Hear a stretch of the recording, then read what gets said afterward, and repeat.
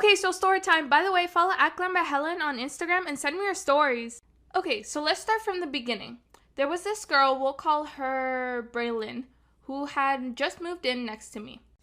This girl was in the same school as I was and the same grade. Definitely didn't take her long to get popular though. I'm gonna be completely honest. I did not like this B word. I think you know what I'm saying.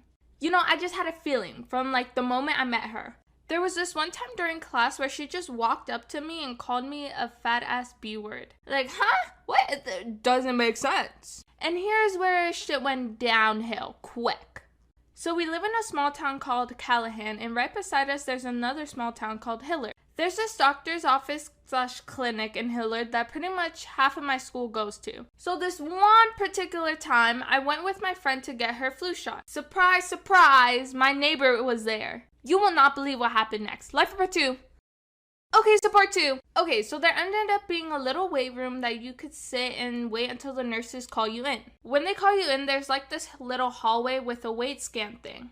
The little B word's mom was in tears because her daughter weighed 246 pounds. And me and my friend got in trouble because we started busting out laughing. Not at her, but her mom. And the second she called me a fat B word, I screamed that out loud and my friend yelled I'm the friend she went with. FYI, I weighed like 184 pounds at the time. And she never spoke to me literally ever again. So about 2 weeks after that little incident, it was summer break and it was Friday. So for me, that meant my boyfriend was allowed to come over. And before he came, I told him that I had a dentist appointment. Plus, my nana was sick and I didn't want her to be alone, so I wanted him to stay at my house anyways. Well, when I came back home from my dentist appointment, I went straight to my nana's room to check on her and she was asleep. Like for part 3. Okay, so part 3. So I went to check on my nana and she was asleep. Then I went to my room where I knew my boyfriend was in it. And before I opened the door, I heard moaning.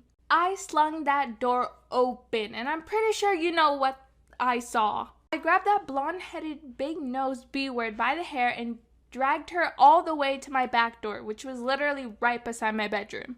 After I did that, I told her if she didn't get the hell off my property, I was calling the cops.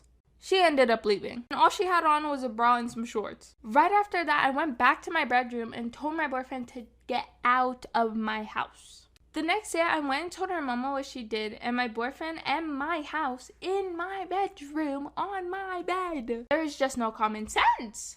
Her mom beat her ass, and I recorded it and kind of posted it on Instagram. By the way, half the school didn't like her anymore after I called her out. And then there was my boyfriend. Well, ex. Like for part 4. Okay, so part 4. I ended up inboxing the entire school and telling them what happened. And payback hit them hard. Now, I wouldn't say I'm popular, but everyone likes me and I have a new boyfriend. My ex got kicked off the football team because someone went running to the teachers and told them everything. But yeah, so don't do this to people and you won't get the karma coming back to bite you. Okay, so story time. By the way, follow @glam by Helen and send me your stories. So my family and I, including my best friend, went on vacation to Orlando for 2 days. Let me tell you, this was a whole adventure. We were going to Disney, so we just ended up staying 2 nights. So we just spent the first night just at the hotel. The first night was really fun. We went to the pool. We hung out with some friends we made. We went to the gym, gotta work out. Might have met some stalker boys, but we won't talk about that. Anyway, here's where it gets juicy. When I tell you, I am so mad. So the next day we ended up going to Disney. We woke up like extremely early, had breakfast, and then went on with our day. We went to Magic Kingdom. We went on all the rides, which was super fun. By the way, Space Mountain, definitely should hop on that because that is, so good. Anyways, we get back to the hotel. My friend and I are really thirsty because we walked so long. So downstairs there's a whole thing where you can buy some stuff. Like for part 2. Okay, so part 2. So we headed downstairs because we were really thirsty and there was this little shop. We headed to the shop, we got our waters, we paid for them, then we headed to our elevator. Let me tell you. So we go to our elevators, then comes in these 2 cute boys. Oh my gosh. So I'm just looking away, because it was glass, so I'm just looking outside, just minding my business. My friend was doing the same thing. So we got on their floor and the elevator stops and they're heading out. My friend then stops one of the boys and tells him that his hair was really cute. Or that it looked good. Yeah, that was right. It looked good. You know, he said thank you, started smiling, laughing with his friend. His friend was also cute and also my type, so I was just like, Anyway, so we go on throughout our day, you know, just chilling because we literally walked for hours. So we head out and we go to buy some food. Took us a good, I don't know, like 2 hours to even find the place. Like for part 3. Okay, so part 3. So we ended up just going to Chick-fil-A, which I don't know why it took us like 2 hours to even figure that out. But anyways, we get back to the hotel and then we're heading to the elevator. You know who's in the elevator? The cute two boys. But I was literally with my family, so I was like, we couldn't even talk to them. So we headed into the elevator, and during that ride, my friend ended up standing next to one of them. And she heard them whispering like, you ask her, you know, like arguing back and forth, trying to talk to her. Like they were trying to build up the courage to ask her a question. I was like, you should have just asked.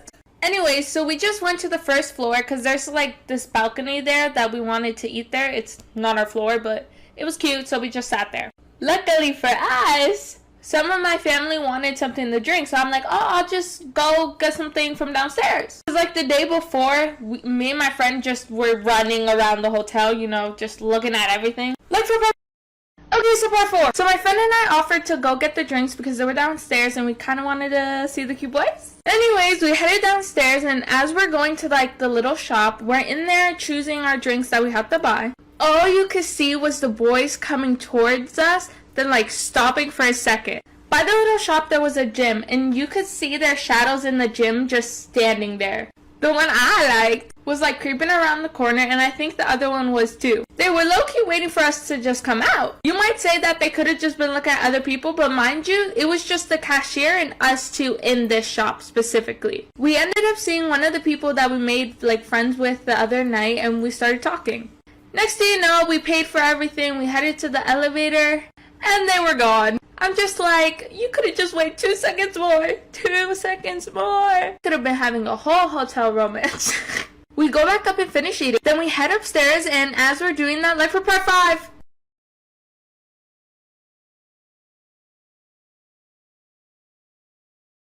Okay, so part 5 and final part. So as we're going upstairs, I'm looking out the glass window because I just normally do that for fun. I could see the 2 guys, and they literally saw us as well. When I tell you, they started sprinting. They wanted to see us again. I was so sad. I made up all the excuses to go back downstairs. But sadly, my parents didn't let me, and that was the last of what we saw. It was so sad. I'm just like, we could have just talked to them. Easily could have talked to them, and we would have... What do you guys think? Let me know. Also, TikTok, you should definitely put this on their For You page, not gonna lie. Okay, so story time. DM me your stories on Instagram at @glambyhelen and you might just be featured. Okay, so this happened to me when I was 7 years old in my home country, Honduras. I was living with my aunt while my parents were in the United States. I was at this Christian school and I was being bullied by all of my classmates. This time we went on a field trip to this beautiful place. It was so huge, green grass and trees, the sun was shining, everything was so pretty. Anyways, we went to go see some animals because that was the reason we went. As we were going, there was a pool and we all had our bathing suits. A little backstory on swimming. We took swimming classes, it was forced. However, I did not learn how to swim while the other kids could. A little bit sad, but it's okay.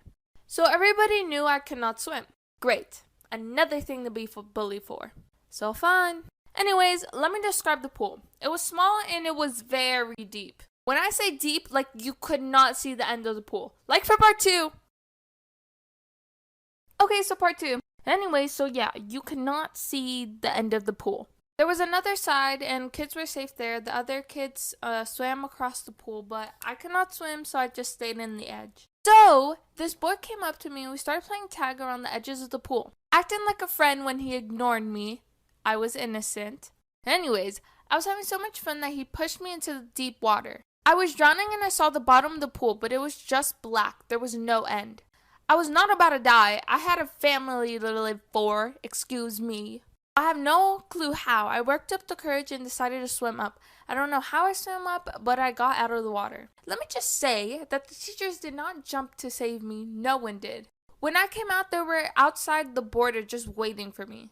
I cried after this experience and I'm traumatized. To this day, I'm not able to swim.